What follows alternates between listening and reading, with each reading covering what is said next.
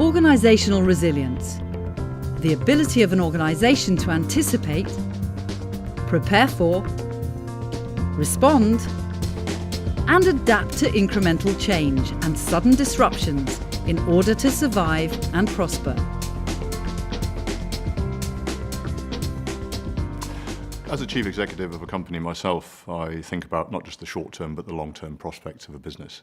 So when BSI's best practice and organizational resilience landed on my desk recently, it was really intriguing and it really captured my attention because it spoke to both of those time agendas, short and long-term. We wanted to delve further into this topic to understand it better, and we commissioned Professor David Denyer at Cranfield University to gather the evidence going back over 50 years from what other organizations are saying about the topic.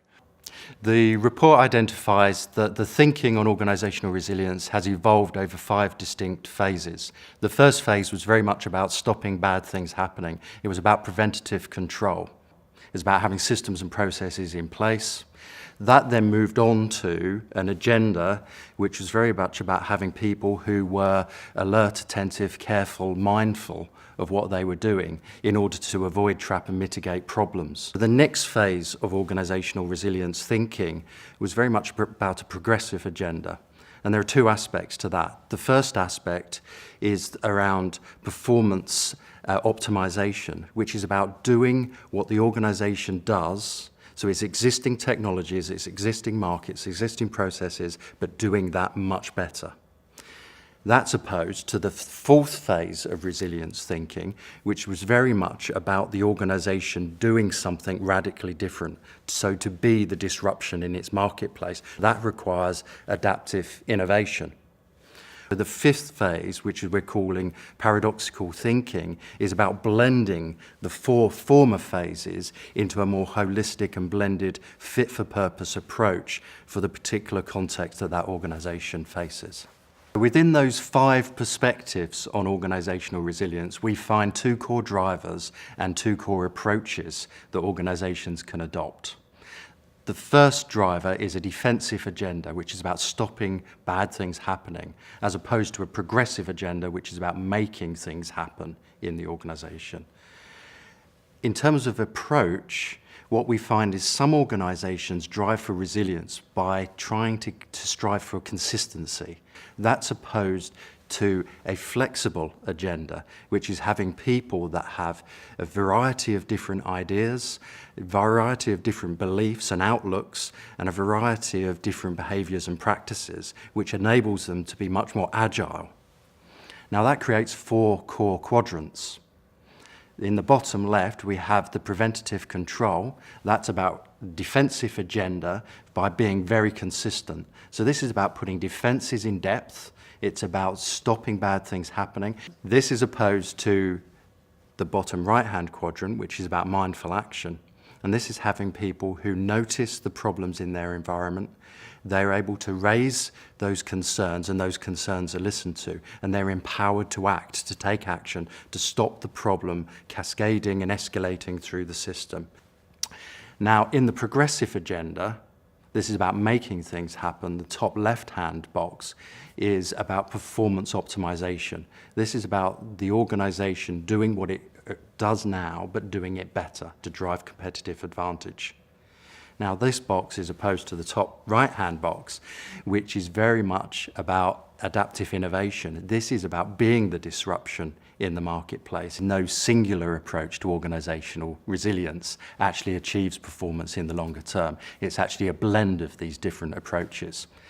The challenge for organisations is that there are tensions between the different quadrants.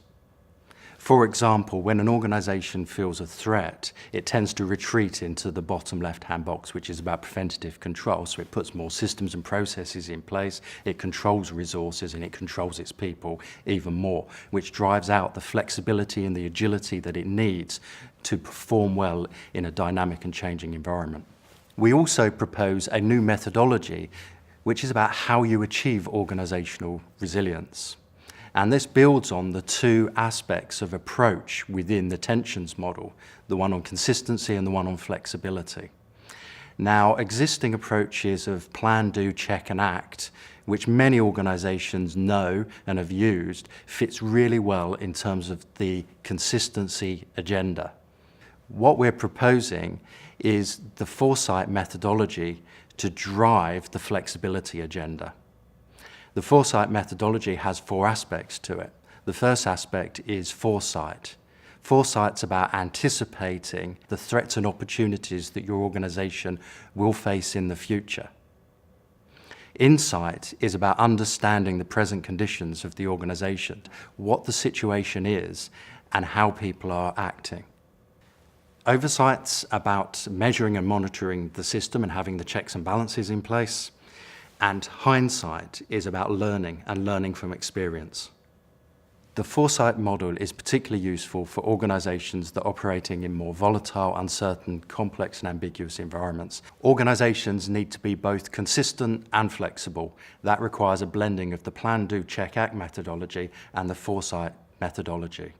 This really requires a shift of thinking from either or to both and that requires paradoxical thinking. The key finding of the report is that all organizations have an approach to organizational resilience that they think is effective. What this report identifies is that actually there are 4 completely contrasting and distinct approaches to organizational resilience, and that there's no one-size-fits-all. And actually, if you're preoccupied with one particular perspective on organizational resilience, that probably means there's some blind spots and some weaknesses that you're not identifying. I've gained valuable personal insights into this topic from reading Professor Denier's report, and I'd encourage everyone to read the full report to truly understand, for any organisation, the benefits that organisational resilience can build for them, not just today, but in the future.